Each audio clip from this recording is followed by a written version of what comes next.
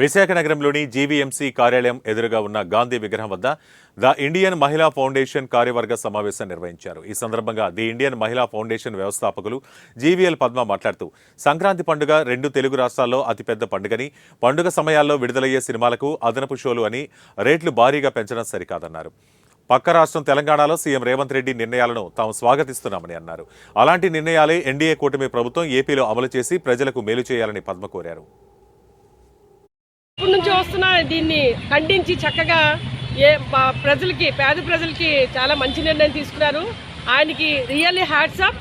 Real hero CM, Telangana CM Revanth Reddy గారే. మేము చాలా హ్యాపీ ఫీల్ అవుతున్నాం. ద ఇండియన్ మహిళా ఫౌండేషన్ తరఫున రియల్లీ దిస్ ఈస్ గుడ్. అందరికీ నమస్కారం. ఈరోజు తెలంగాణలో సీఎం రేవంత్ రెడ్డి గారు తీసుకున్న నిర్ణయం చాలా బాగుంది. అసలు ఎంత మేలంటే కని విని ఎరగని నిర్ణయం. న్యాయం చేశారు పేద ప్రజలకి.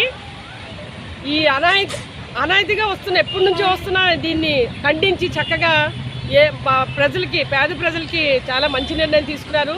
ఆయనకి really hats off. Real hero.